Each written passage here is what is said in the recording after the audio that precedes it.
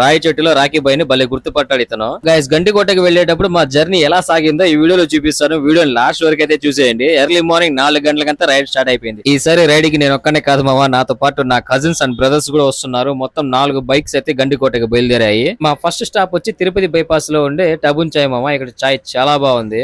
రాఖీ గాడు ఫుల్ గా లోడ్ అయిపోయినాడు మామ. లాంగ్ రైడ్ కి వెళ్ళేటప్పుడు కావాల్సిన ప్రతి ఒక్క వస్తువు మన వాడి దగ్గర అయితే ఉన్నాయన్నమాట. మొబైల్ హోల్డర్, ఫోక్ లైట్లు, దాంతో పాటు మొబైల్ చార్జర్ కిట్ కూడా మన వాడికి అయితే ఫిట్ చేసా. ఇంకా అక్కడ నుండి పీలేరు రాయచోటి సైడ్ అయితే బయలుదేరాము. ఎర్లీ మార్నింగ్ రైడ్ అయితే నాకు చాలా ఇష్టము. ప్రశాంతంగా ఉంటుంది, ట్రాఫిక్ ఉండదు, చల్లటి గాలి, అప్పుడప్పుడే వస్తున్న ఎండ.